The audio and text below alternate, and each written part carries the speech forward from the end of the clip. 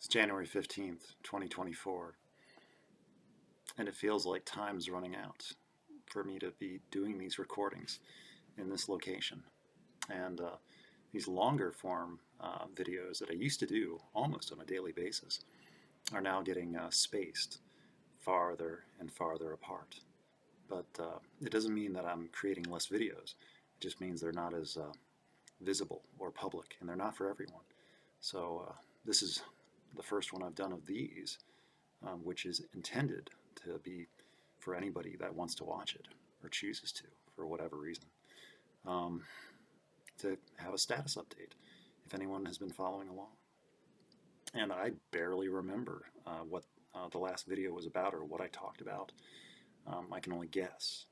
It was about travel plans and what I was thinking at the time and how things were going. And if anything, everything's going the way that it's supposed to.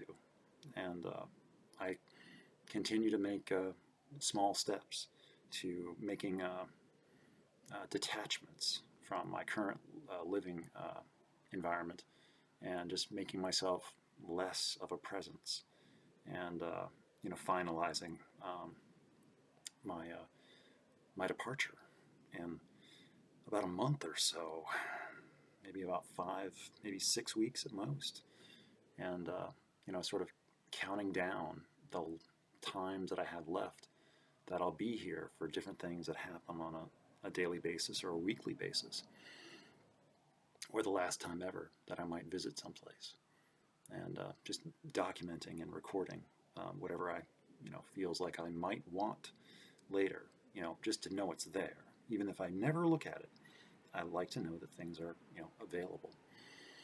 So it's just a habit of mine, like any time. Over the past couple of years when I was visiting West Virginia or Wisconsin, but especially West Virginia, because I was becoming more and more clear that whenever I was there, it was very likely that it might be the last time that I go certain places or see certain things. Like, I won't have any reason to go back, or at least I'll have very less reason. It's still my childhood will always be there, and those, as far as I can tell, those mountains and forests will be too. I hope. But I did capture my memories and my videos, even though things are never the same as I've gotten older and places of my childhood have changed.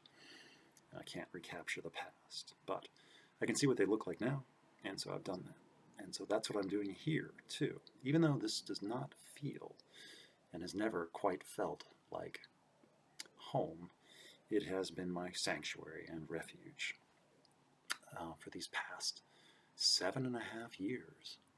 And they've been some very remarkable years. And they might not look like much or sound like much to anybody else, but they are my years here, my experience. And I don't know, transformative, really, I guess would be the best word. But from what into what? I don't know. But I seem to have found a fragment of my own identity. And it's something to work with. It's more than what I had before, because before it just felt like I was just more of like a automaton, not really being a part of the world, just kind of going through the motions. And of course, I was, treating my state of mind, keeping myself in a haze, inebriated, for so many years, because I didn't know how to, deal with reality very well, and I didn't like reality very well, and I didn't like myself very well. So I might as well just be extremely numb to it, so I didn't have to think about it so much. That was kind of the idea, though I didn't really, consciously realize all of that. And then, I didn't like that either. That did not work. It was a non-sustainable state. And, so I'm just lucky that I was provided a situation and solution to get out of there, get out of my situation, and find um, some peace of mind, and create for myself a life that had a chance to become whatever it was going to have become. And it's like, so this is kind of, I want to say a pit stop, but I spent my time here, and it feels like it's time to go. It's actually felt like that for about a year or two now, but now I am taking action and making it real, and it feels good. So, because even just these past couple years, I'd already been detaching and distancing myself from a lot of familiar grounds and people that I had been getting to know and trying to, develop some sense of home and familiarity. But it just seemed like I never quite belonged, and it always felt like I was having to force myself to fit in and pretend to not be who I am exactly. And because anytime I was being more like myself, I get strange looks, or I just don't get attention, or I get the wrong attention. And for me, it's like I want to feel freedom to be able to say what I want to say, and not be looked at strange. And I don't want to have to censor myself or, control my coordination and motor skills to the point where it's falling within acceptable tolerances of other people's expectations. And I like to talk how I like to talk, and I like to move how I like to move. And yeah, it might not be exactly standard or typical or conventional or orthodox, but it is me.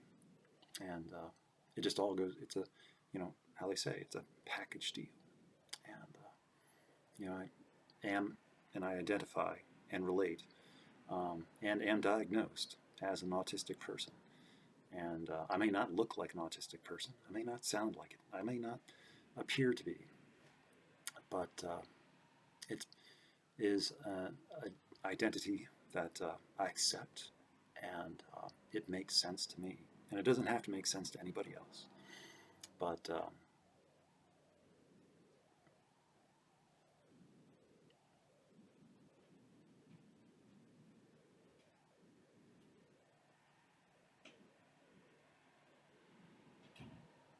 my neighbor, I didn't want him to hear me talking at myself, and now I'll be talking quieter because I know that someone's home. And it always seems like, it's like I try to pick a quiet time to do one of these recordings. And invariably or inevitably, somebody shows up and causes me to shut down.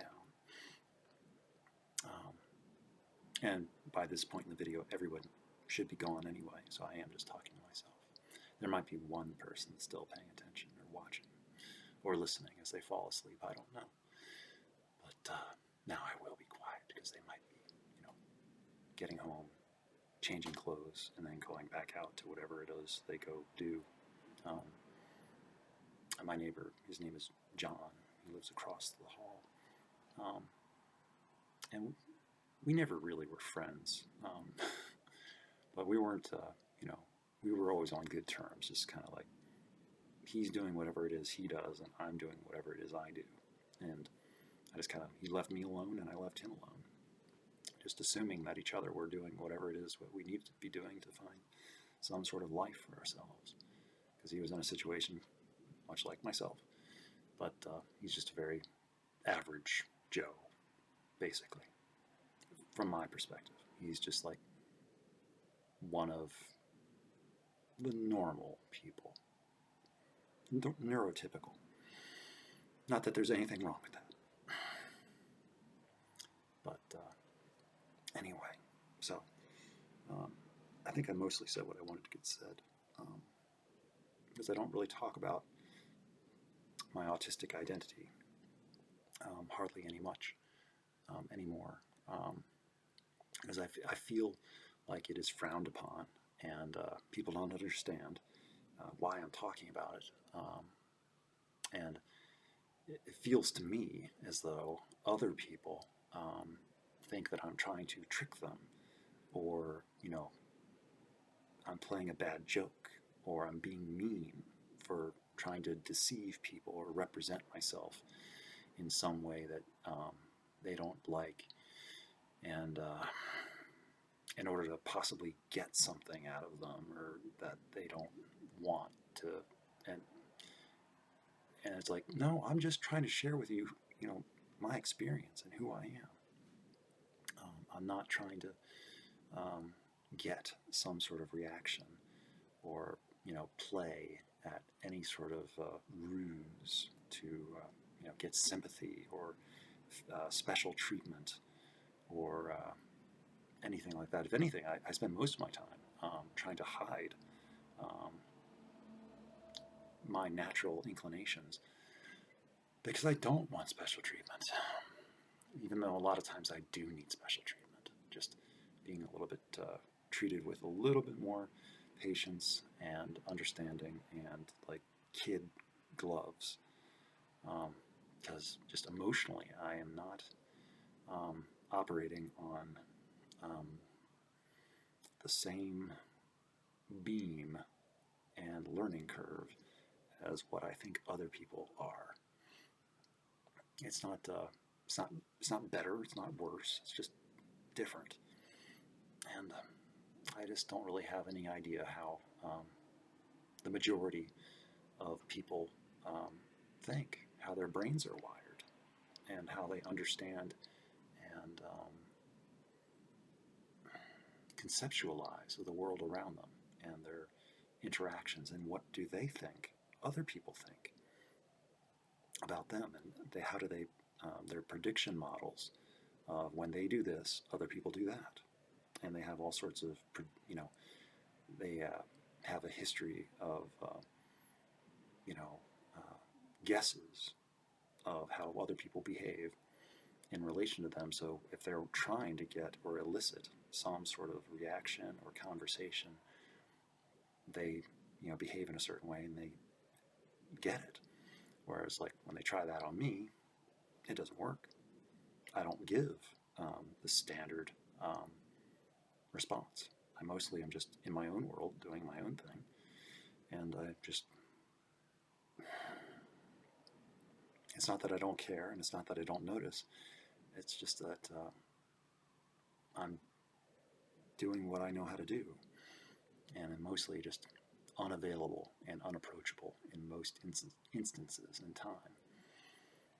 And it's like, even in recovery groups, it's like I like knowing the rules of engagement, like what is supposed to be happening and what falls within the guidelines. And it's like I like having a script to follow, because it's like when people start going off script and they just start winging it and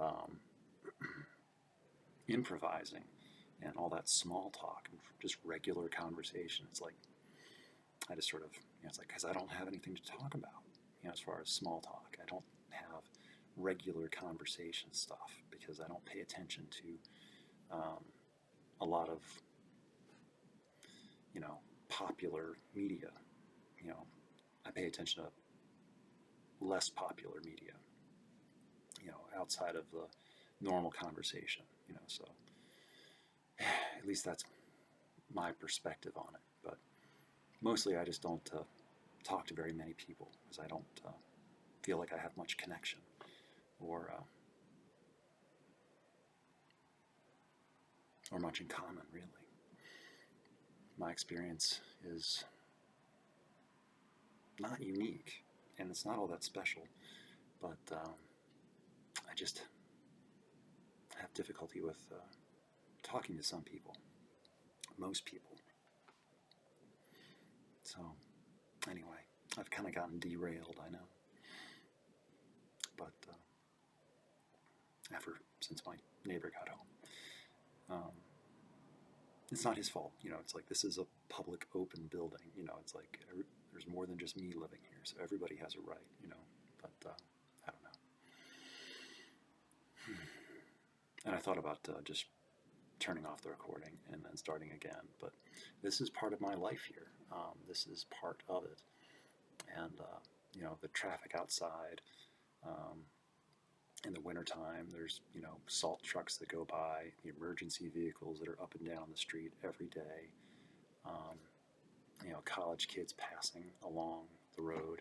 My neighbors just across the way, they have like a really large family, and they spend a large amount of time, and they have vehicles moving around at all times, and there's just people out in the yard yelling at each other to have conversation, and then the dog is constantly barking, and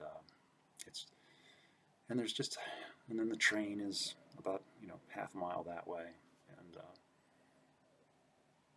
and it's a lot of noise. And in the summertime, the mowing never stops. There's always mowing operations, and it's like the grass hasn't even grown any, and they're just out there mowing the dust. So I won't miss a lot of things about this apartment or this location.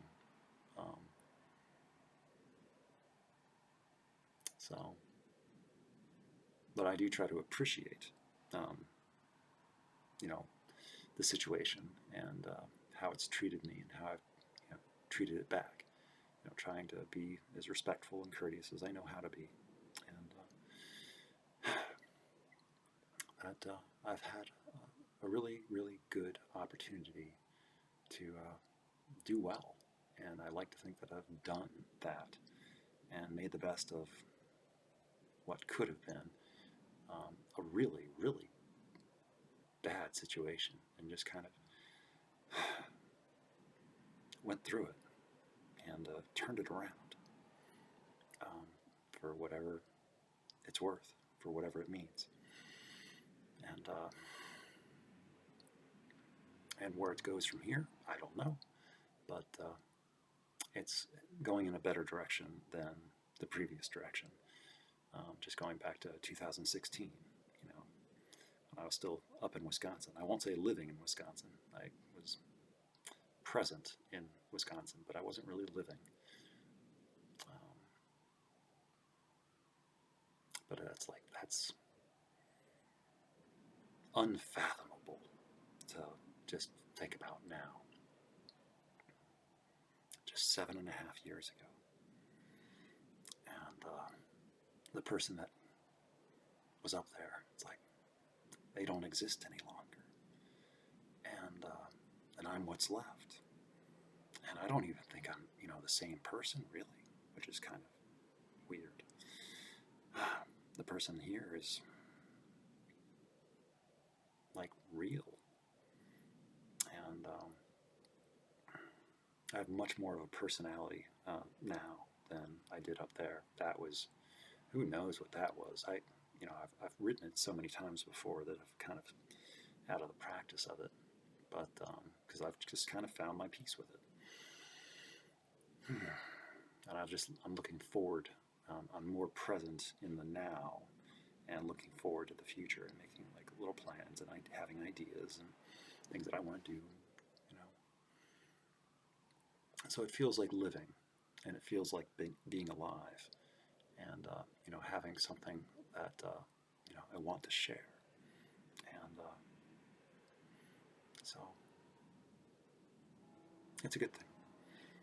And so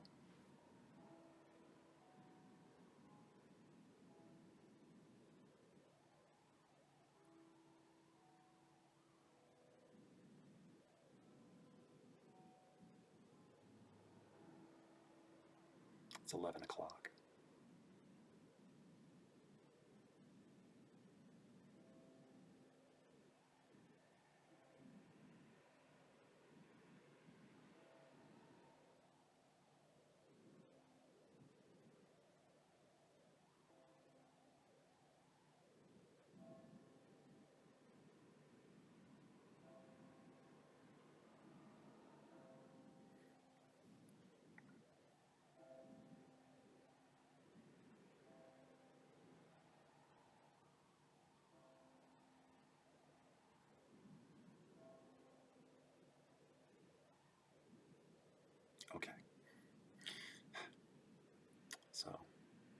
the little things.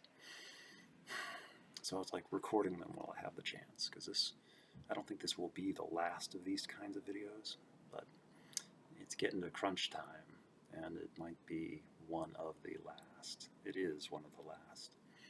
And from here, the next one of these, will be up in Wisconsin in a hotel room, talking about my trip.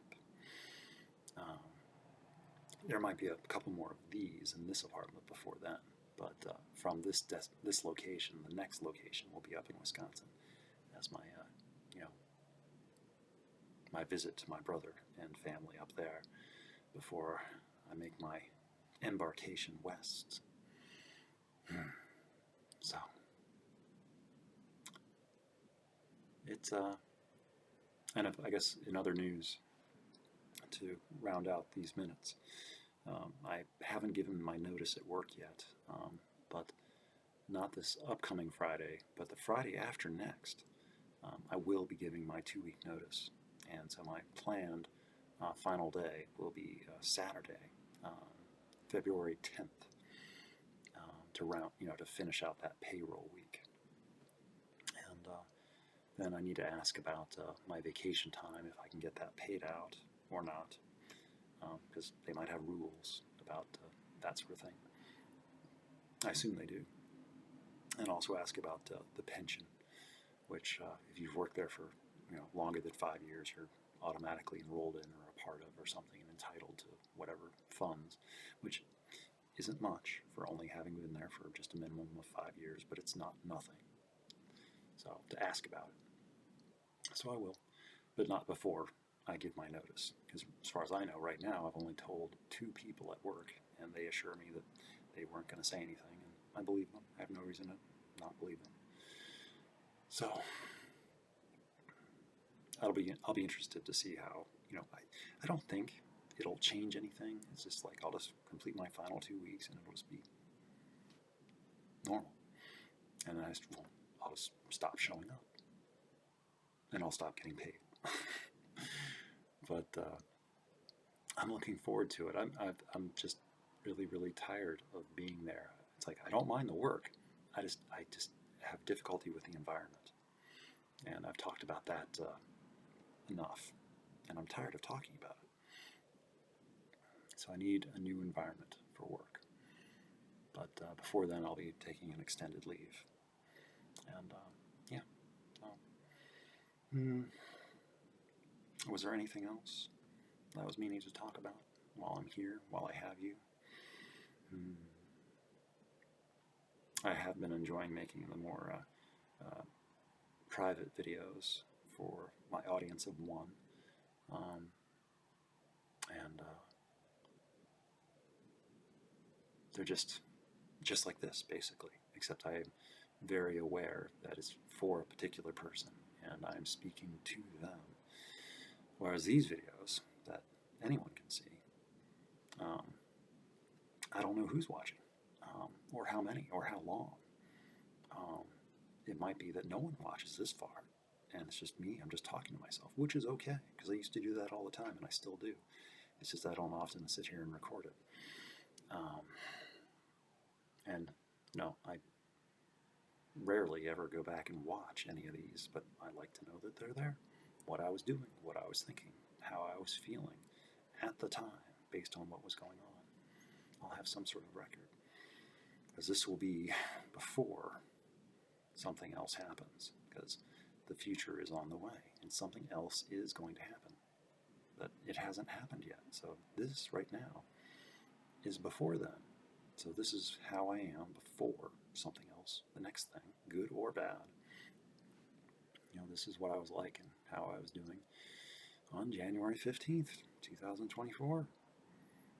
And a lot can happen between now and, a year from now, 5 years from now, 10 years from now, 20, 50. Who knows? But this is what I was like right now. And I'm doing okay. I'm doing more than okay. I'm possibly doing the best I've ever done.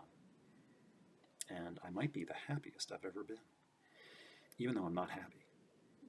But I'm still possibly the happiest I've ever been. and I might be accidentally happy a whole lot.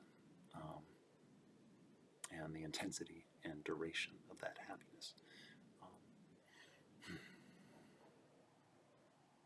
but right now, it's just like I still fall into lapses of feeling kind of lonely, and but it's kind of easy when I'm just in this place still, because I haven't begun the final countdown, but it's getting there, where I'm just ready to go, and I'm just going through the motions of my weeks, and it's like, wow, we're already back to next Wednesday, and the Wednesday night conversations that can last. I think the record was 9 hours. But last week's Wednesday night conversation was only about 5 hours. And it was like, oh, only 5 hours? So, the problems I have. Luxury problems, first world problems, as we say. But I am greatly anticipating what is yet to come, and looking forward to the adventure ahead. And I will be being extra cautious and safe in my travels, because, I'll take my time, because I want to enjoy the trip and capture moments and stuff too. But, I want to get there safely. And and I did have one more thing, and I'd probably forgotten to talk about something, because I didn't really plan on doing this. I just knew that I wanted to make a longer recording for a while and just hadn't gotten to it. But before I leave, I did want to, walk around just a little bit to show what it looks like when I'm standing in this environment.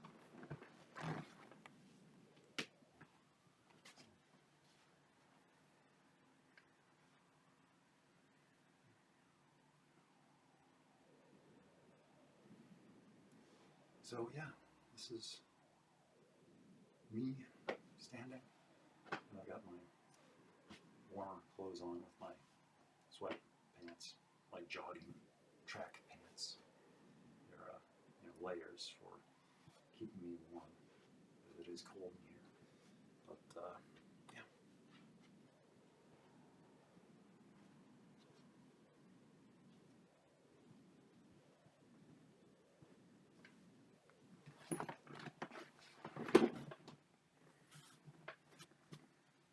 I don't know.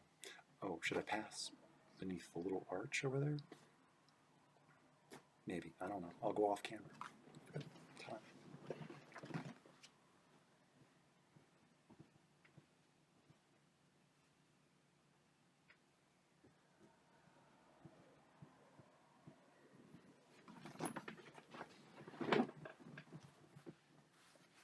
I don't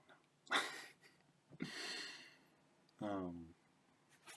And also missing from this picture is the tree.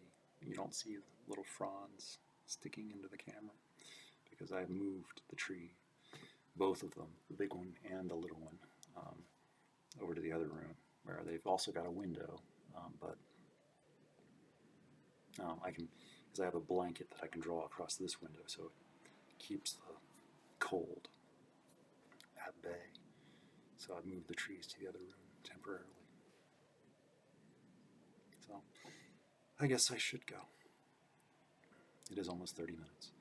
So anyway, but this is that recording, and now I've made one. And